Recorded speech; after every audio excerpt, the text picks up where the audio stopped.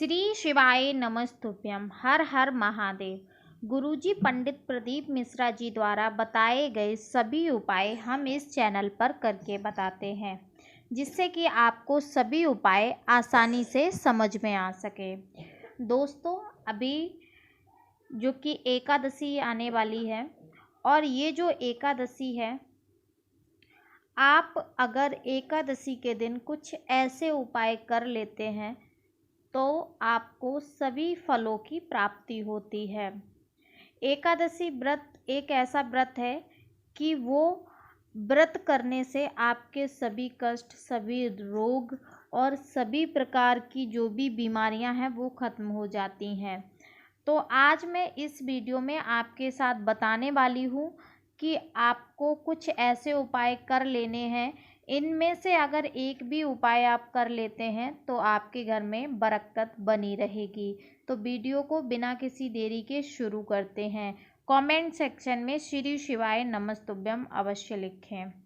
दोस्तों, गुरुजी अपनी अक्सर कथाओं में बताते रहते हैं कि जल तो हम रोज़ चढ़ाते हैं, महादेव के मंदिर में जल हमेशा चढ़ाते हैं, हर रोज़ प्रतिदिन चढ़ाते हैं। लेकिन एकादशी के दिन एक विशेष उपाय रहता है जल के साथ। अगर आप जल चढ़ाते हैं, एक लोटा जल, तो उसके साथ आप ऐसा एक मंत्र बोल देते हैं, तो उसमें जैसे आप एकादशी का व्रत रखते हैं उसी प्रकार आपको वो फल भी प्राप्त होता है, सिर्फ और सिर्फ एक लोटा जल चढ़ाने से। तो कौन सा मंत्र है, चलिए बात कर लेते हैं। दोस्तों, एकादशी के दिन आपको एक लोटा लेना है, तांबे का लोटा लेना है। उसमें अपने घर से शुद्ध जल भरना है, ठीक है। उसमें आप गंगा जल भी ऐड कर सकते हैं। दोस्तों, उसके बाद आपको जाना है महादेव के मंदिर।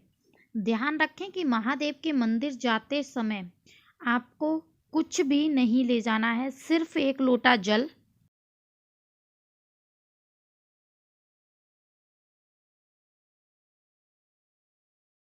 आपको उत्तर दिशा की तरफ और दक्षिण दिशा की तरफ बैठ जाना है, ठीक है। उसके बाद आपको वो एक लोटा जल जब चढ़ाएंगे आप, तो महादेव के ऊपर जल चढ़ाते समय आपको बोलना है 3 बार स्वधा स्वधा स्वधा, ठीक है। 3 बार स्वधा स्वधा स्वधा बोलना है। और अगर मंदिर में भीड़ नहीं है, आप ऐसे मंदिर में गए हैं जहाँ पर ज़्यादा भक्तजन नहीं है, मंदिर खाली है, तो आप वहीं बैठकर आपको स्रोत का पाठ करना है। कौन से स्रोत का पाठ करना है? स्वधा स्रोत, ठीक है। ये आपको पाठ कर लेना है वहाँ पर। ये पाठ करने से एकादशी के दिन अगर आप स्वधा स्रोत का पाठ कर लेते हैं तो आपको ना 100 जो श्राद्ध होते ना, वो 100 श्राद्धों का फल आपको एक दिन में एक स्वधा स्रोत का पाठ करने से आपको फल मिल जाता है। सोचिए कितना महत्वपूर्ण है, कितना जरूरी है हमारे जीवन के लिए। तो ये प्यारा सा उपाय आप एकादशी के दिन प्रदोष काल में करते हैं तो अति उत्तम है। और अगर प्रदोष काल में नहीं कर पाते हैं तो आप सुबह ब्रह्म मुहूर्त मतलब 10 बजे तक आप ये उपाय कर लें। फिर से बोल रही हूँ, 3 बार आपको जल चढ़ाते समय स्वधा स्वधा स्वधा बोलना है और आपको स्वधा स्रोत का पाठ करना है। मंदिर में बैठ के, अगर मंदिर में जगह है तो वहाँ बैठ जाइए, नहीं तो मंदिर के बाहर जहाँ नंदीश्वर होते हैं, नंदी भगवान होते हैं, महादेव होते हैं, वहाँ पर बैठ के आप महादेव को निहारते हुए उस स्रोत का पाठ कर लीजिए, ठीक है। अब चलिए दूसरे उपाय की तरफ।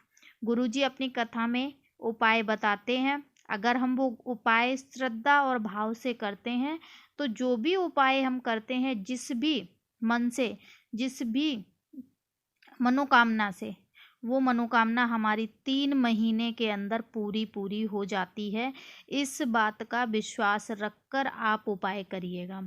एक उपाय भी अगर आप श्रद्धा भाव से कर लेते हैं तो महादेव आपकी झोली बिना भरे नहीं छोड़ते हैं, भरकर ही आपको घर वापस भेजते हैं।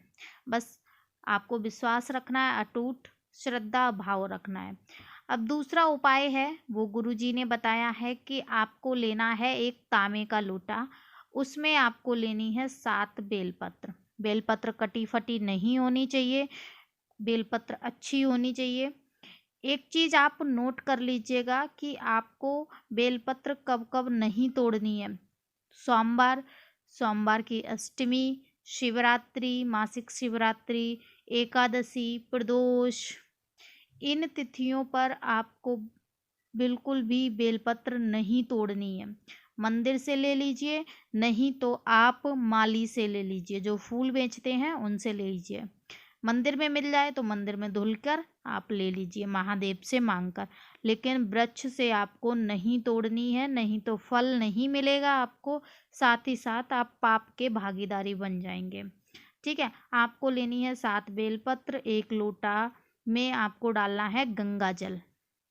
गंगा जल डालने के बाद अगर थोड़ा गंगा जल मिल रहा है तो थोड़ा ले लीजिए, ज़्यादा मिल रहा है तो ज़्यादा ले लीजिए। उसके बाद बेलपत्र उसी में डाल देनी है। नंदी भगवान का जो उठा हुआ पैर है ना, इस पर वो पूरा जल छोड़ देना है।